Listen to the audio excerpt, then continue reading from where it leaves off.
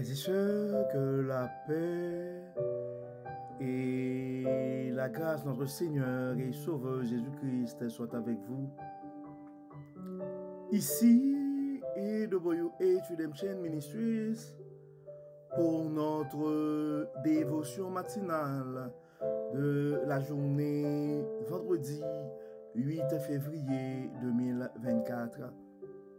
Toujours dans la mission de vous accompagner, de vous aider à vous réveiller avec Dieu pour une journée remplie de sa faveur, une année chargée de sa bonté et une vie comblée de ses bénédictions sur plusieurs générations. Oui, bienvenue à notre dévotion matinale, frères et sœurs. Nous remercions le Seigneur pour cette journée. Nous remercions le Seigneur pour cette nuit qui nous a permis de passer.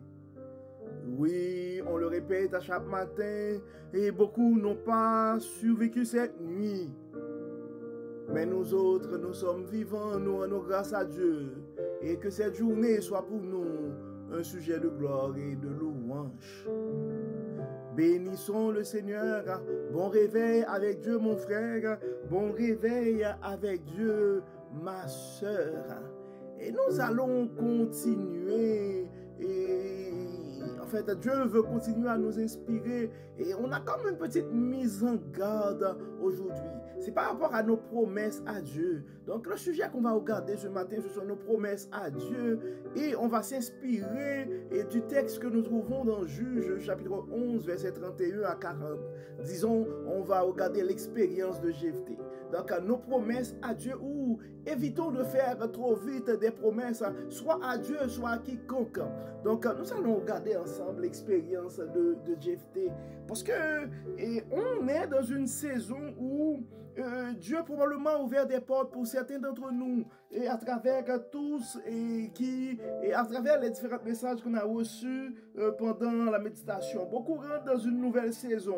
Il y a d'autres parmi nous qui sont toujours dans le désert, et on voit les autres qui sont en train de traverser, et qui sont en train de vivre et la promesse de Dieu dans leur vie. Puis nous autres, on regarde, on attend. Et quand ces moments arrivent, on pourrait avoir tendance à faire des promesses à Dieu. Oh Dieu, je suis la personne qui reste, la seule qui reste dans la ligne. Fais-moi grâce. Si tu arrives à exaucer mes prières, je te promets, je vais faire ci, je vais faire ça. Et si jamais vous vous sentez dans cette situation, c'est pas étrange, vous n'êtes pas tout seul. On se souvient de l'histoire d'Anne.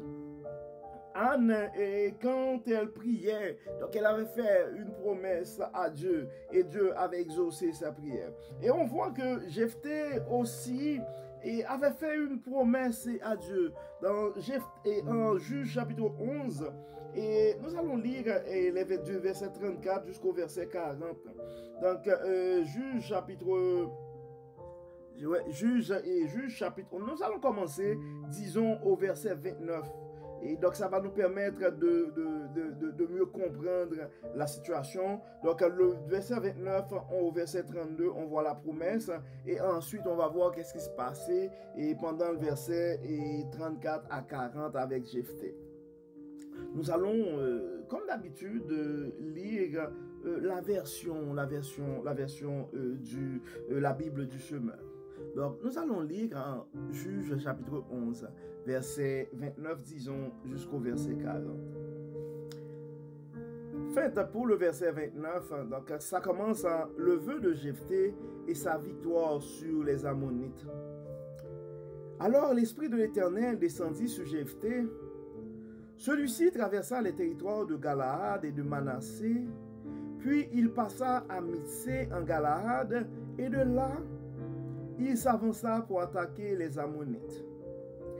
Jephthé fit un vœu à l'Éternel et dit: si vraiment tu me donnes la victoire sur les Ammonites, je te consacrerai et je t'offrirai en holocauste la première personne qui sortira de ma maison pour venir à ma rencontre quand je reviendrai en vainqueur de la bataille contre les Ammonites. Jephthé se lança à l'attaque, les Ammonites, et l'Éternel lui donna la victoire sur eux. Ouais, verset 32, Jephthé se lança à l'attaque des Ammonites et l'Éternel lui donna la victoire sur eux. Après sa promesse, il a eu la victoire. Il leur infligea de lourdes pertes dans 20 boucs situés entre Aroër et Minite et jusqu'à la région d'Abel Kiramim. Ce fut une très grande défaite pour les Ammonites, qui furent ainsi affaiblis par les Israélites. Ouais, tu as fait ton vœu, Jephthé, et oui, Dieu t'a donné la victoire. Maintenant, verset 34, la fille de Jephthé. Après la bataille, Jephthé retourna chez lui à Mitzpa. Et voici que sa fille sortit à sa rencontre en dansant au rythme des tambourins. C'était son unique enfant.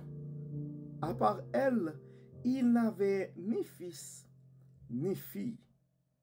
Dès qu'il l'aperçut, il déchira ses vêtements et s'écria: « Ah, ma fille, tu m'accables de chagrin.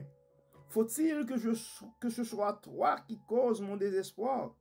J'ai donné ma parole à l'Éternel et je ne puis revenir sur ma promesse. » Elle lui dit: « Mon père, tu as donné ta parole à l'Éternel.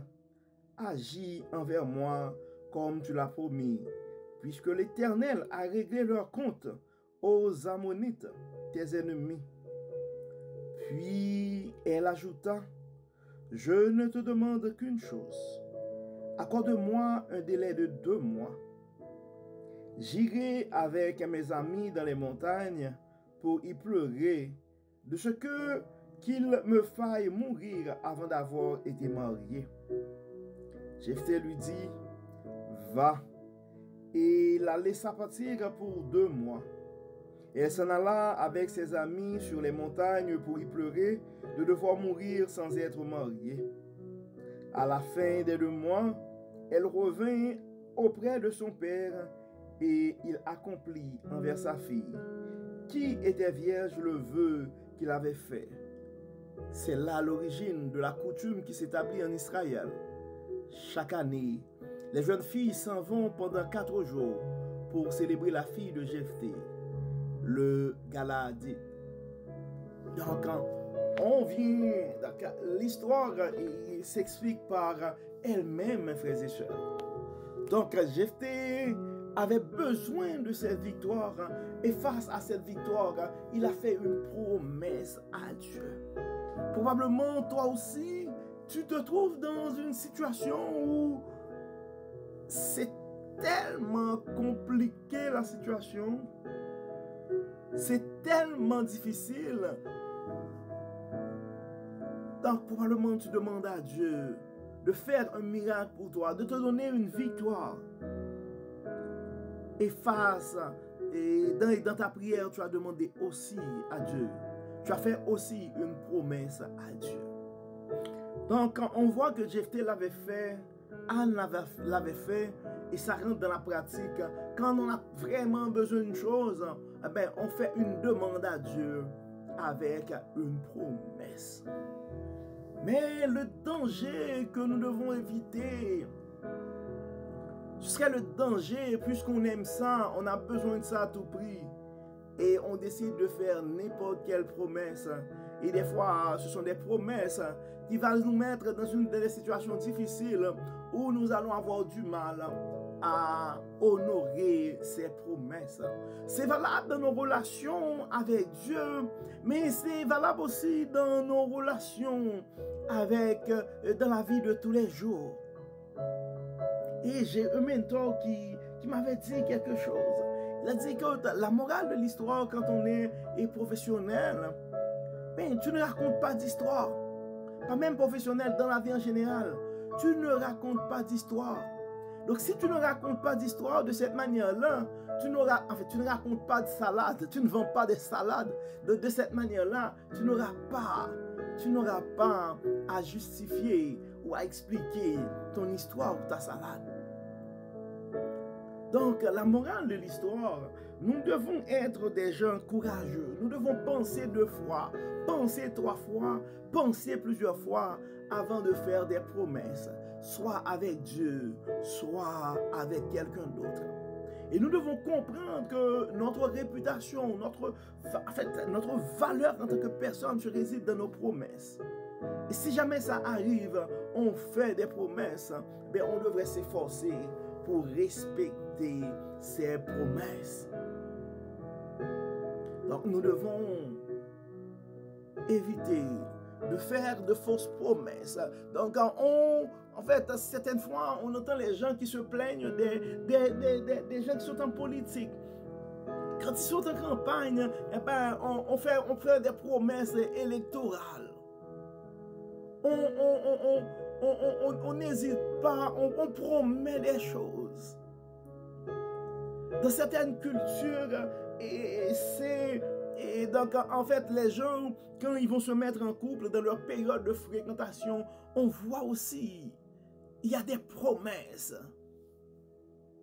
Et à un certain moment, on voit que ces promesses étaient tellement grandes, on n'arrive pas à honorer ces promesses. Et même au niveau professionnel, il y a certains fonctionnaires qui ont cette approche-là. Donc, c'est l'approche de gérer les attentes. Donc, ce serait, tu ne promets rien, tu ne promets pas grand-chose, mais tu t'arranges pour aller au-delà de tes promesses. Donc, Dieu veut parler à l'un de ses enfants bien-aimés aujourd'hui. Donc ce matin, le message de Dieu à toi, écoute, fais attention à tes promesses.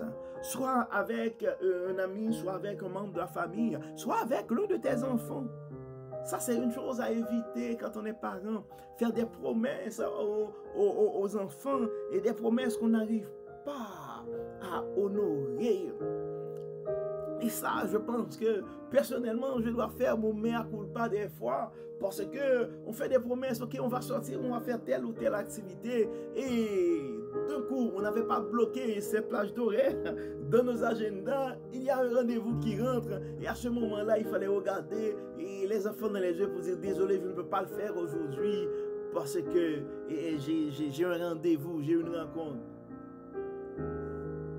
Donc, frères et sœurs, et Dieu veut que ses enfants, en fait, nous sommes des enfants de Dieu et nos paroles devraient avoir une certaine valeur. Et nous sommes des enfants de Dieu. Nos relations, nos engagements avec Dieu qui est fidèle, nous devons nous efforcer aussi pour être fidèles dans nos promesses, fidèles dans nos engagements. Donc, le message de Dieu à toi ce matin, mon frère, le message de Dieu à toi ce matin, ma soeur, ce serait de faire attention à tes promesses. Fais attention à tes promesses, car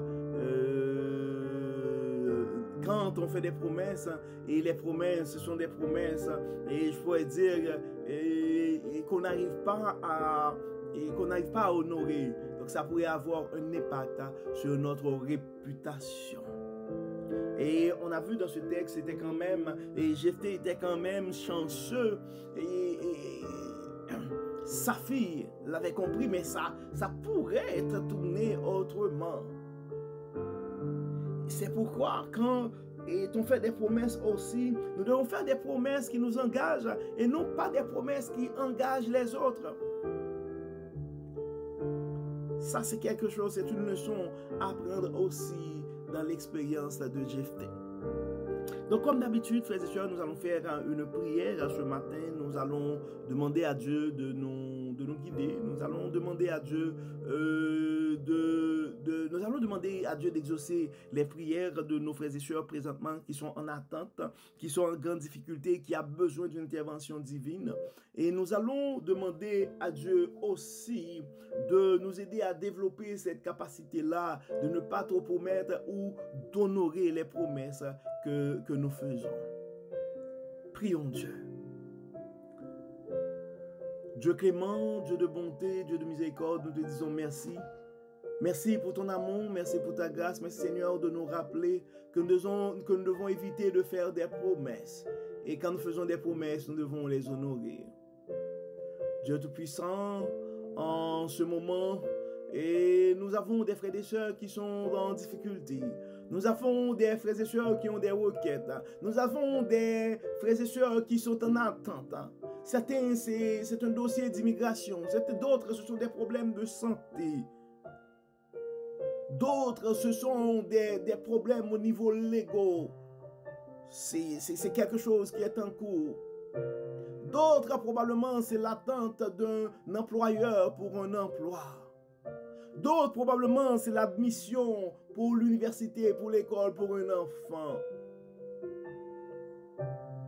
Les besoins de nos frères et sœurs sont variés. D'autres, probablement, attendent présentement et quand le conjoint ou la fiancée va, enfin, quand on va demander la demande de mariage.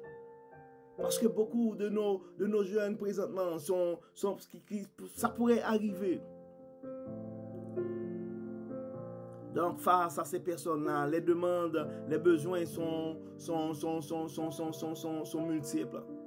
Toi, le Dieu de toute puissance, le grand architecte de l'univers, le mathématicien par excellence, le pourvoyeur à nos besoins, le grand guérisseur, le Dieu qui fait les miracles, le Dieu fidèle et bon, nous remettons entre tes mains des enfants bien-aimés qui sont en attente présentement. Nous te demandons, Seigneur, de donner ce témoignage. Nous te demandons, Seigneur, d'ouvrir cette porte. Nous te demandons, Seigneur, de donner cette délivrance. Merci, Seigneur, de nous rappeler aussi que nous devons éviter de faire des promesses. Donc, aide-nous, Seigneur, à être forts. Aide-nous, Seigneur, à avoir du caractère. Et aide-nous, Seigneur, à pouvoir tenir nos paroles. Et aide-nous, Seigneur, à être forts pour ne pas promettre n'importe quoi, n'importe quand, n'importe comment. Dieu clément, Dieu bon, Dieu de miséricorde, nous te demandons d'enlever en nous tout ce qui est de la chair. Nous demandons, Seigneur, de nous fortifier et aide-nous, Seigneur, aussi à honorer les promesses que nous faisons à toi. Tu es un Dieu fidèle, Seigneur, et à ce niveau-là, tu prêches par l'exemple, tu honores toujours tes promesses envers tes enfants. Donc, donne-nous, Seigneur, à pouvoir le faire aussi. Accompagne-nous, Seigneur. Guide-nous, Seigneur. Enlève-nous tout ce qui est de la chair. Enlève-nous, Seigneur, toute mauvaise idée qui pourrait nous porter à faire de fausses promesses. Que ton Saint-Esprit nous guide. Que ton Saint-Esprit nous fortifie. Et que tout soit fait de nos vies pour la gloire de ton nom. Au nom de Jésus. Amen. Amen. Frères et sœurs, nous arrivons au terme de notre méditation de ce matin. Nous espérons que votre âme a été bénie et que vous avez surtout reçu ce message et celui d'éviter à faire des promesses et n'importe comment, n'importe quand, n'importe où. Et particulièrement, nous devons donner beaucoup d'importance aux promesses que nous faisons à Dieu. Donc, avant même de prononcer les mots de bénédiction et de vous souhaiter une très belle journée, nous vous encourageons à partager, à continuer à partager et nos dévotions, nos méditations et dans les réseaux sociaux, parce qu'on ne sait jamais ce que la parole de Dieu peut faire dans la vie de quelqu'un. Et si vous n'êtes pas encore souscrit au channel, nous vous invitons à le faire, de souscrire et de cliquer sur la cloche et de souscrire au channel. De cette manière-là, chaque fois qu'il y a une vidéo et une publication, donc vous allez recevoir une notification. Que Que le Seigneur nous garde, que le Seigneur nous protège, que le Seigneur nous aide à honorer et à garder nos promesses envers lui et envers nos prochains.